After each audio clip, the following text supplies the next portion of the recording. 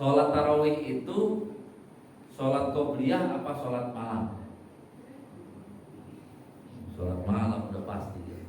Saya cuma mengiring karena ya saya sedang terus mengembangkan manajemen sholat khusyuk itu. Sholat itu paling cepat namanya qobliyah. Itu sholat paling cepat qobliyah. Setelah qobliyah cepat kedua adalah sholat fardu. Sholat fardu itu nggak bisa apa? Lama banget. Yang ketiga yang lama itu adalah sholat ba'diyah. Puncak sholat paling lama adalah sholat malam. Sholat tarawih, sholat. Banyak orang sholat tarawih masa lebih cepat dari qobliyah, berarti dari sholat lail turun menjadi usolli qabla qobliyah aja kalau gitu. Karena ini kan PR besar. Ya Pak Ustadz, perhatikan dong orang tua, anak-anak. Itu sholat fardu Pak. Dan hadis tentang perhatikan ya orang tua dan anak-anak yang disampaikan oleh Nabi, asbabul wurudnya Pak. Ada yang pernah baca asbabul wurudnya? Mu'az bin Jabal baca sholat isya alif lam mim dzalikal kitabul la raiba fi, sampai apa? La yukallifullahu nafsan illa wus'aha. Satu surat Pak, yang pantasan langsung dipanggil, jangan bikin fitnah. Kita kan kadang-kadang yang dipermasalahkan cuman apa? Cuman baca wailul lil mutaffifin sudah dibilang apa? Jangan bikin fitnah. Enggak, itu sunat kalau cuman gitu. Artinya kan apa? Mari kita pandang namanya ibadah itu kan yang dilihat Rasul, jangan lihat kita. Kalau kita udah puas mulu, lihat Rasul.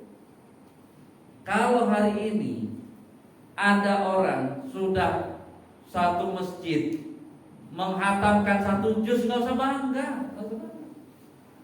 Karena target kita itu sebagaimana yang Nabi yang ditulis di Riyadhus Shalihin, target kemampuan kita sholat, kemampuan itu adalah Nabi berdiri 1 rakaat 5 juz, rukuknya selama 5 juz itu, sujudnya semua selama itu.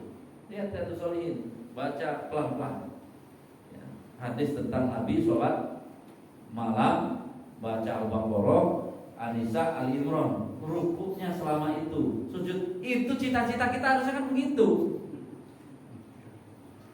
Cita-cita kan boleh, sehingga kita bisa mengukur, saya sudah nyampe mana. Ini baru dibaca sehalaman, baru langsung pindah masjid, itu baru dibaca setengah halaman.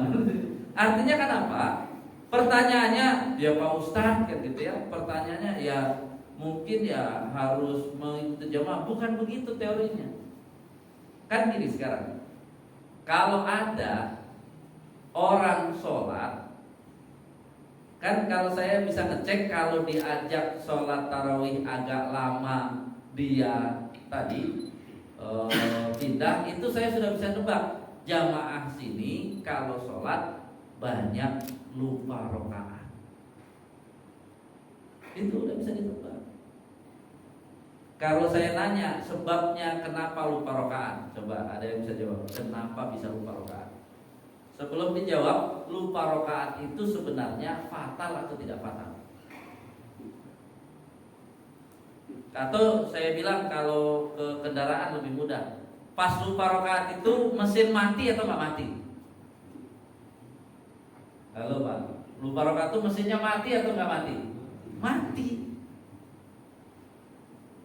Kalau orang bawa kendaraannya nggak masalah, sering mati, tandanya apa? Belum bisa, belum lancar. Kenapa belum lancar? Cek, dia cuman sholat ngapalin bacaan sama gerakannya doang, nggak ada ilmu tambahan lain lagi. Udah ketahuan, udah bisa ditaker. Artinya apa? Tidak lancar karena kan nggak nambah kemampuan. Ada nggak di sini sudah nyopir 10 tahun masih suka mati? Nggak ada, harusnya udah lancar.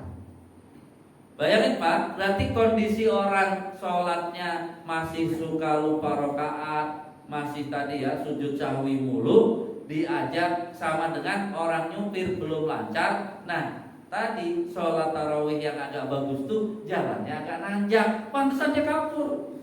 Orang rata aja saya masih apa? Masih mati-mati diajak jalan-jalan ke puncak, bukannya daftar malah apa? Embung.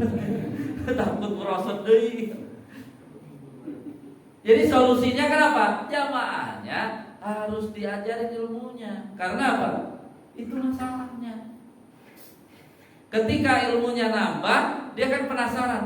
Cobalah gitu ya. Biasanya kalau yang sudah mulai lancar, wah udah jalan datar-datar mulu, dia kan pengen apa? Pengen nyoba jadinya. Nah, nanti kan jadi udah coba kita sholat tarawihnya 1 juz lah gitu. Itu namanya ilmunya udah hebat, kemampuan sholatnya sudah keren. Ini kalau diajak malah kabur menunjukkan apa? Waduh, kita belum pada bisa. Nyupirnya diajak jalan-jalan ke puncak nggak ada yang daftar. Ya karena apa? Orang belum bisa, dia takut. Ya, dia bisanya apa? Di lapangan doang, yang jalannya apa? Udah lebar, nggak batasnya nggak jelas, dia gaya di situ. Gaya, diajak nanjak dikit, itu kan gitu kan. Kalau katanya, saya dong sholat tarawih udah berapa? 23 rakaat, diajak lama dikit mogok, berarti apa? Lama baru bisa jalan datar, diajak jalan yang ada tantangan langsung nyerah, gitu. Langsung nyerah. Jadi kan harusnya tunggu. Termasuk kenapa pikiran dalam sholat itu kemana-mana, itu sebabnya cuma satu. Kira-kira yang tahu apa? Kenapa pikiran kemana-mana? Kalau kita nggak tahu sebabnya, memang nggak bisa memperbaiki. Banyak urusan, emang Nabi nggak banyak urusan. Nah, gitu. Utang, memang sahabat Nabi nggak ada yang punya utang. Kan juga. Berikutnya apa? Usia, memang Nabi nggak tua, terus mentang-mentang tua terus harus apa? Pikiran kemana-mana, nggak juga semuanya. Ya, uangnya kebanyakan. Emang Utsman bin Affan juga pikirannya kemana-mana, kan enggak. Maka satu-satunya yang dijelaskan oleh para ulama itu adalah karena hatinya tidak hadir. Hati itu kedudukan dalam jiwa kita raja. Jadi dia, kalau raja itu hadir aja, yang lain langsung apa? Diam. Sangat tinggi. Jadi jangan disamakan antara akal dan hati. Ini kalau hadir, sehingga saya punya program suatu saat saya tulis itu kurikulum. Ya, kita kan sudah salah satu yang membuat sholat ini susah untuk khusyuk adalah terkenalnya bacaan sholat. Padahal sholat itu bacaannya cuma satu, Pak. Yang lain nggak bisa disebut bacaan. Apa yang disebut bacaan? Faqra'u, karena memang perintahnya membaca. Faqra'u ma tayassara minal Qur'an. Qur'annya itu, Pak. Jadi Pak Imam ini bisa mimpin sholat satu Quran bisa, karena namanya Quran kan perintahnya baca. Karena perintah baca, boleh dibaca nggak? Boleh, kan itu udah jelas. Perintahnya memang baca. Tapi apakah Al-Fatihah perintahnya baca? Coba. Pas penjelasan Al-Fatihah membaca atau bukan? Kalau kalimatnya malam yakro, baca aja enggak, mau keterlaluan. Tapi begitu qasam tu sholat, maka kalimat yang dipakai adalah idza qalal abdu qala. Makanya di fikih rukunnya qiraati atau qauli. Qauli. Jadi kalau qiraati kan cara baca Quran, metode baca Quran. Ya qauli. Qauli itu berarti apa nih? Ucapan, bukan bacaan. Makanya begitu ada sahabat di belakang mengucapkan doa iftitah yang lain, Nabi apa menyebutnya? Manil mutakalim, anifan mutakalim. Bukan manil mukri, tapi apa? Manil mutakalim. Menjadi pelaku berbicara. Makanya kunci usul itu kan satu. Nomor satu kunci usul apa? Alladzina yadunnuna annahum mulaqu rabbihim. Dia harus meyakini sedang bertemu. Pak, kalau Bapak mau ketemu itu mau ngapain? Janji ketemu sama orang mau ngapain? Ayo, biasanya janji ketemu sama orang mau ngapain, Pak? Ya walaupun ada urusan tuh, apa yang dilakukan oleh Bapak? Ngomong. Jadi kita sudah salah. Anak kita dari 7 sampai 9 tahun harusnya bukan diajarin baca, tapi diajarin ngomong. Ngomong itu bahasa umumnya apa? Ngobrol. Kalau orang ngobrol, Pak, hatinya terlibat. Makanya kalau Bismillahirrahmanirrahim itu nggak ngomong, itu baca. Kalau ngomong sampai diajarin kan di hadis Bukhari itu tentang apa? Engkau ucapkan, diam dulu, biar dijawab. Itu kan udah al-hiwar, itu sudah apa? Itu percakapan, berarti kan harusnya apa? Ya ngomong. Bismillahirrahmanirrahim. Tenang dulu ngomong kan? Alhamdulillahirrahmanirrahim. Jadi anak 7 sampai 9 tahun harus sudah bisa sholat gaya ngobrol. Jangan baca, itu memarahi kalau gurunya. Itu membaca, ngobrol. Satu diam. Itu Pak, kalau kita terapkan, ternyata orang begitu pikirannya nggak kemana-mana, terus dia fokus, nggak lupa. Tadi kalau lupa, hatinya tenang. Karena hatinya tenang, nanti penasaran saya ngapain sebenarnya sih gitu. Maka umur 10 sampai 12 tahun sudah bisa nih loh, obrolan kamu isinya ini. Lo bisa diajarin gitu. Nanti umur 13 tahun sampai 15 tahun sudah mulai bukan ngerti saja, sudah tadabbur satu, dia komitmen konsisten. Oh, saya ngomong begini sama Allah, saya nggak boleh sembarangan di luar itu. Itu udah mulai umur 13-15. Umur 16-18 berarti umur SMA sudah apa? Levelnya bisa ngajak yang lain deh. Nggak boleh begitu, kita tuh ngomong sama Allah begini. Umur 19 sampai 22 yang sudah kuliah udah mulai istiqomah. Sehingga nanti umur 23 tahun sudah jadi guru sholat, bisa mengamalkan wa'mur ahlaka bis sholat wastabir 'alaiha. Cung yang umurnya 23 tahun, yang pernah, semuanya pernah. Tapi level sholat kita jangan-jangan masih apa? Masih 7-9 tahun, baca doang, nggak ngobrol, kan itu kan PR. Makanya ya nanti kalau sini mau bisa nanti kita siapkan waktu. Tapi dia paling dia belajar pertama aja bisa 4 jam untuk ini aja dulu, melatih brainstorming agar sama praktek kita sholatnya harus begitu. Sehingga cita-cita kita untuk sholat 5 juz itu memang benar.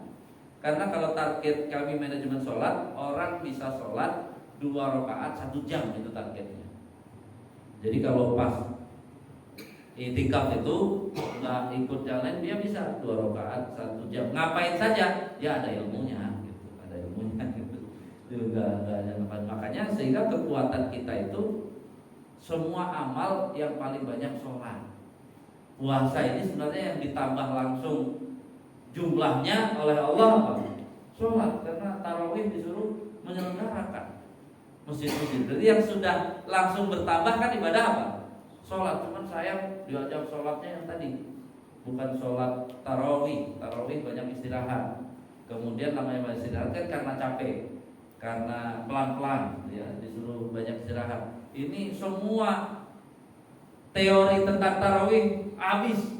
Sholat lainnya dirubah jadi qobliyah tadi. Kemudian kriteria banyak istirahatnya sampai nggak bisa istirahat gitu ya. Khusus nggak bisa istirahat langsung selesai. Sehingga ini semua hilang dari teori, sehingga yang dipraktekkan tidak benar. Nah ini jamaah sekalian rahmatullah, ya di Ramadan itu tadi baru saya buka satu di jalan ini menunjukkan apa? Kuatkan teori, dan Ramadan tinggal melaksanakan sama dengan sholat tadi. Kuatkan teori sholatnya, kita tinggal mempraktekkan. Makanya kalau saya ditanya, Ustadz bisa nggak ngajarin sholat khusyuk? Nggak bisa. Jawaban saya langsung nggak bisa. Karena tugas kita itu bukan ngajarin sholat khusyuk, Pak. Ngajarinnya manajemen. Manajemen itu adalah ikhtiar khusyuk. Tapi maksimalkan semua, jangan pusing lagi beda fikih. Kalau beda fikih nggak jadi-jadi. Karena apa? Semangat untuk menyempurnakan. Sehingga setelah ikhtiar apa? Hak untuk memberi kehusuan 100% dari Allah. Kita nggak bisa. Makanya walaupun orang bikin pamflet pelatihan sholat khusyuk di slide saya, nggak ada pelatihan sholat khusyuk, pelatihan manajemen. Karena saya nggak bisa khusyuk itu, saya nggak bisa ngajarin khusyuk. Tapi manajemennya bisa. Dengan manajemen itu mudah-mudahan Allah berikan kehusuan. Itu teorinya. Jadi nggak perlu lagi kan nanti latihan khusyuknya malah pakai bayangkan surga di depan Anda. Kacau. Belum pernah kesana. Padahal soal namanya bayangin itu, saya tanya, bayangan itu melotot apa merem? Namanya bayangin, melotot apa merem? Merem. Padahal dalam fikih sholat nggak boleh makruh. Jadi udah kacau. Nggak ada Pak bayang-bayangin di dalam sholat itu, melotot terus. Kenapa melotot? Ngomong, komunikasi, dialog. Masa saya ngomong biar kita lebih khusyuk, saya ya kalau komunikasi merem kacau. Jadi ya ini gambaran-gambaran, maka semangatlah saya membuka hari ini. Ayo semua itu kalau kita turuti ilmunya, kuatkan teorinya, kemudian kita ada cita-cita sehingga pelan-pelan itu melangkah. Jadi jangan pasrah juga jadi orang muslim. Ya mau gimana lagi Pak Ustaz? Semua orang dunia kalau gitu mah mati aja lah kan. Jadi dakwah itu beratnya di situ karena kita apa? Yang kebiasaan sudah nggak benar harus dibenerin juga. Jangan apa? Yo nanti kalau dibuat ini Pak Ustaz jadi nggak ada. Ya, jangan gitu, udah pikirannya udah buruk. Mana ada kita berbuat baik hasilnya buruk. Ya suatu saat nanti ada masanya. Tapi semangat aja terus berbuat baik, sampaikan teori dengan benar. Ini sebagai catatannya, sengaja saya tidak, walaupun banyak ini ya, tapi ini poin ini akhirnya saya sebut saja nih. Jadi poinnya kan sangat jelas nih. Saya langsung pada perbandingannya saja nih. Nabi itu bangun untuk bertemu Allah, bahkan nggak dekat-dekat sini, bangunnya sebelumnya jauh. Ibadahnya banyak yang dilakukan oleh beliau.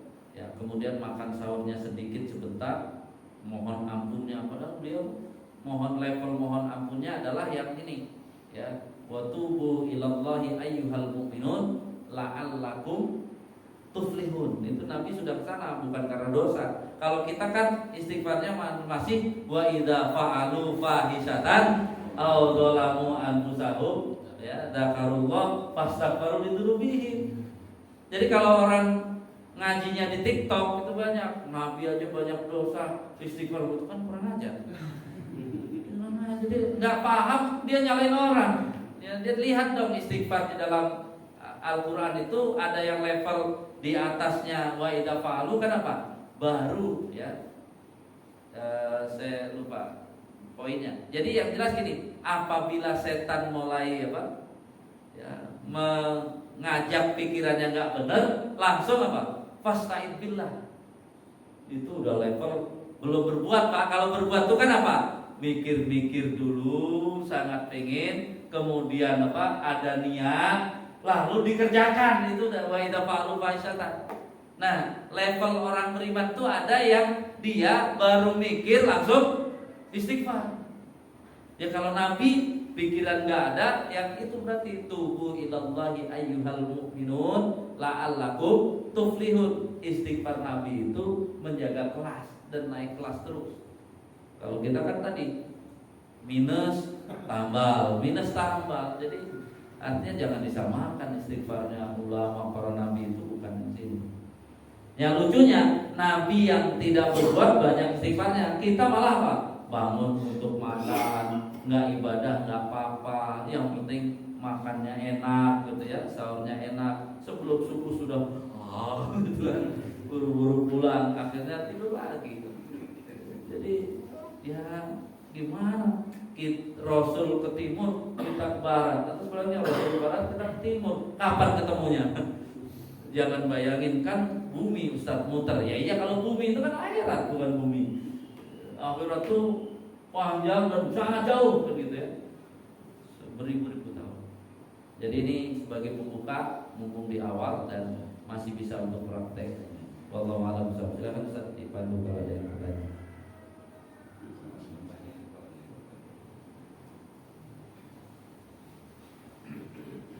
Jadi pada libur kan sekarang. Baik, jazakumullah khairan katsiran kepada Ustaz dan Ibu. Insyaallah saja. Jangan mudah seperti yang saya. Mau haji dulu baru beliau. Jadi belum. Jadi sebenarnya banyak yang kecambuk ini sebenarnya.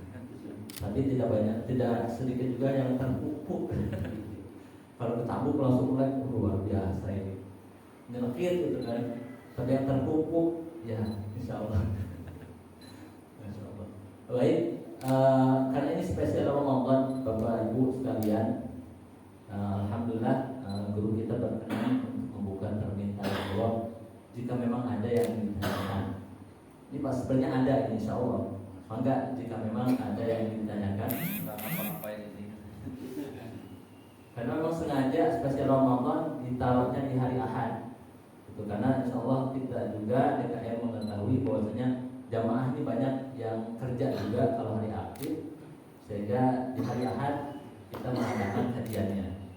Karena niat itikaf kan makin lama mungkin. Oh iya. Pahalanya makin banyak. Silakan jika ada pertanyaan.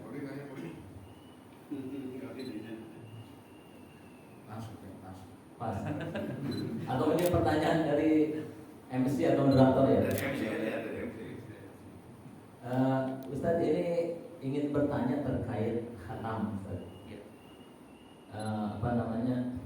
Kalau membaca beberapa redaksi hadis itu banyak menjelaskan tentang khatamnya Rasul dan terutama khatamnya para sahabat. Sahabat sampai dikatakan dalam kitab At-Tibyan, sahabat Utsman itu bisa khatam Al-Quran dalam satu rakaat, dalam satu ruku, kalau satu ruku khatam Al-Quran atau satu rakaat ya, saya kurang ini. Artinya bisa khatam Al-Quran di sholatnya. Dan tentu dalam gambaran kita itu jauh sekali gitu. Sehingga pertanyaan, apakah khatamnya para sahabat dan juga para ulama kita dengan begitu cepat itu min babi karomah, yang tentu hanya dilakukan atau bisa ditempuh oleh para aulia, karena namanya juga kan karomah untuk para wali, atau dia itu sesuatu yang biasa sehingga ya kita orang-orang biasa pun bisa seperti itu. Nah itu bagaimana? Yang pertama, jadi perbedaan antara kita dengan sahabat itu, mereka orang-orang hebat yang orang lain menganggap biasa. Beda dengan zaman kita, gara-gara media sosial kayaknya orangnya hebat, padahal biasa-biasa saja. Gara-gara apa? Wah itu lagi itu mana ada mereka berpikir itu. Mereka itu takutnya kepada Allah membuat mereka kalau nggak meningkat, ya nggak mungkin. Sehingga proses yang dilakukan oleh mereka itu jangan lihat keterangan akhirnya, tapi perjuangan mereka untuk mencapai itu adalah proses yang mereka itu tadi punya rasa takut pada Allah. Setiap teori dari Nabi dicoba, sehingga apa? Ya naik terus, naik terus. Kita ini kadang-kadang sudah dapat teori yang bagus, pas dipraktekkan ya alasannya apa? Habis keluarga belum mau. Siapa yang nyuruh keluarga? Kan kamu yang sudah menguasai teori. Kan harusnya kamu yang apa? Mempraktekkan. Nanti ketika melihat hasilnya bisa jadi keluarganya ikut. Ya kalau nunggu keluarganya, siapa yang mau ngasih keterangan kepada dia aja belum? Ya. Jadi sering orang yang menguasai teori benar malah mengikuti yang nggak benar. Kan harusnya apa? Yang sudah menguasai teori yang benar berlomba-lomba, sehingga nanti apa? Tidak tergoda yang tadi belum benar, sehingga apa? Proses dakwah itu panjang ceritanya. Saya cuma berbicara misalnya di tempat yang sudah sering kajiannya, ya karena tadi zamannya masih begitu, sahur banyak yang nyumbang ini semuanya, ya akhirnya kan terpulang kepada pribadi jadinya. Makanya saya kalau kebetulan di Al-Falah itu ada tingkat 2 begitu, jadi di atas saya kalau sudah waktu sahur dan sebenarnya nggak mau turun. Karena apa? Ya semuanya juga itu ya kan suasananya menganggap biasa makan-makan dan sebenarnya. Akhirnya apa? Ya harus nggak turun agar bisa apa? Minum doang sama makan kurma aja paling udah selesai. Karena kalau turun banyak makanan. Nyumbang kan itu tadi selama ini yang disebut cuma nyumbangnya. Artinya sama. Baca Quran itu yang dilakukan oleh mereka kan karena tidak sibuk makan, tidak itu pasti apa? Apa nih kata Nabi suruh banyak-banyak dekat Al-Quran. Ini coba tanya ibu-ibu, gayanya habis asar mau baca Quran karena repot ini itu ternyata akhirnya apa? Baca Quran nggak jadi, jadinya apa? Oh, tadi tanggung sih ada ini dimasak ini aja. Ya karena kita malah memikirkannya tadi makannya ingin menyediakan makanan terbaik. Padahal kan apa? Ramadan itu tantangannya disuruh menyediakan ibadah terbaik, bukan disuruh kalau bisa makanannya biasa-biasa aja gitu. Makanya ada Idul Fitri. Idul Fitri itu dengan kata fitr itu adalah sarapan menunjukkan apa? Ntar pas fitr itu kamu makan enak-enak lah. Tapi disuruh apa? Sekarang biasa-biasa aja dulu, tapi ibadahnya yang harus luar biasa. Kita dibalik Pak hari ini.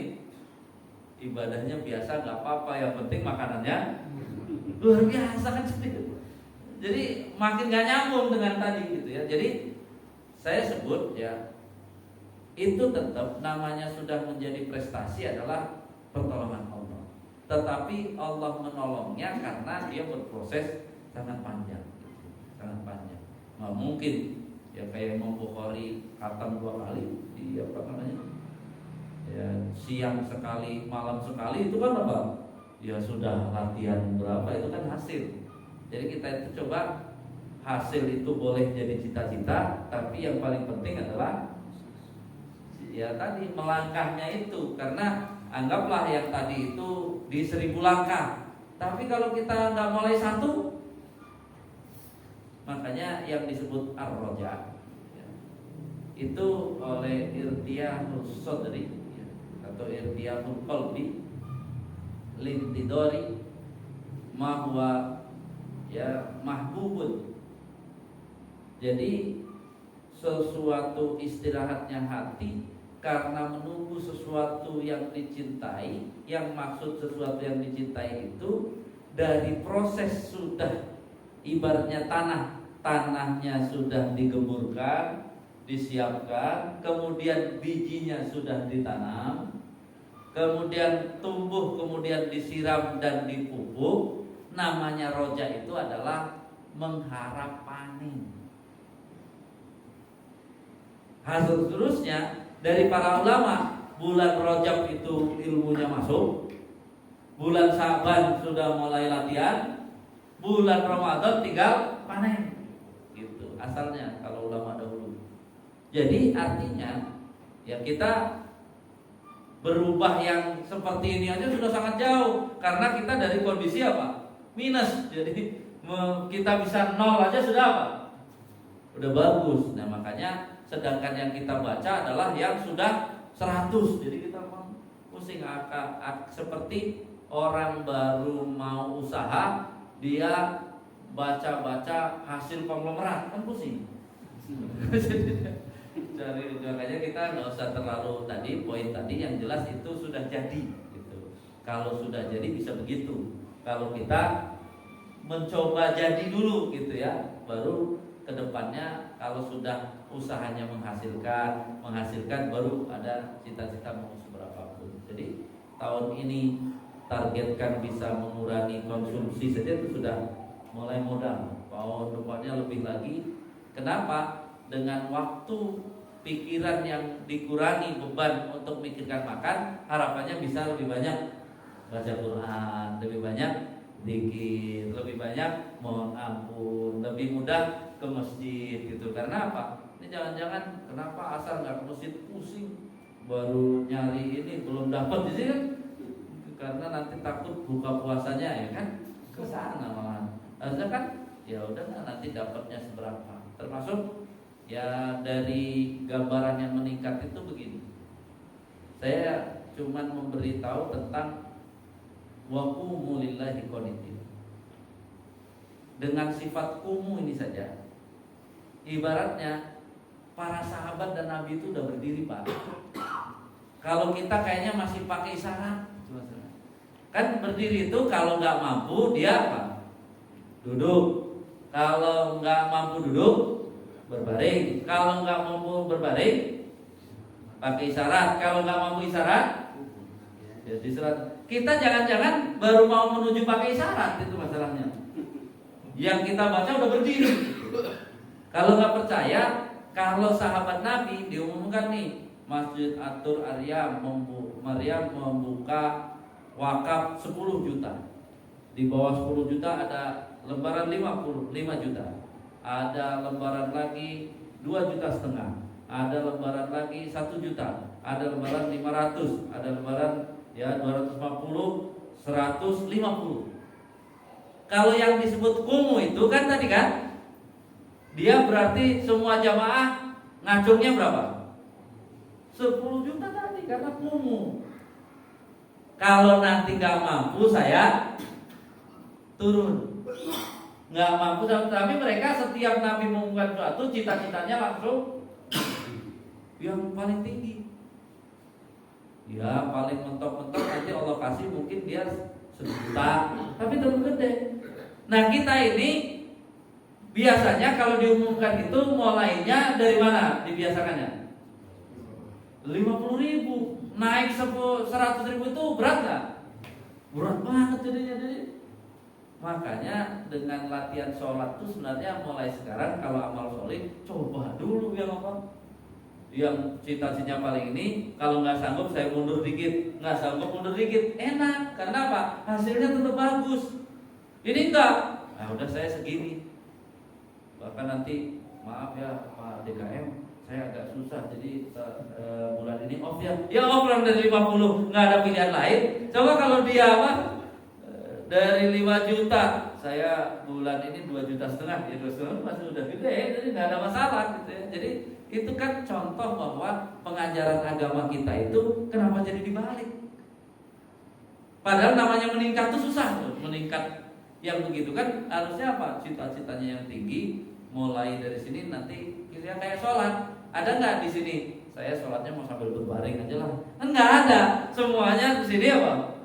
Berdiri. Nanti kalau nggak mampu baru duduk. Kalau nggak mampu baru ya berbaring. Coba kalau jamaah kita kayak gitu, kayak Nabi kan enak banget karena apa? Semuanya kumuh. Jadi kalau ditawarin sesuatu semuanya berusaha yang terbaik. Wah maaf Pak DKM kurang ya nggak apa-apa. Waduh ternyata nyampainya cuma sekian, nggak apa-apa. Tapi cita-citanya sudah apa? Tinggi dia. Jadi mereka udah cita-citanya kayak Nabi. Jadi pencapaiannya akan apa?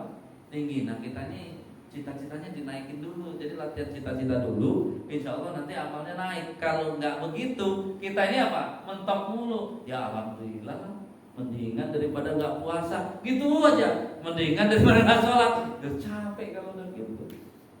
Musuh kita udah kemana-mana, kita masih cuma mendingan. Itu nggak punya cita-cita. Mungkin itu ya Ustaz ya. Dan saya karena sudah lama doanya oleh Ustaz aja bantu saya untuk berdoa. Saya kurang lebihnya mohon maaf. Assalamualaikum.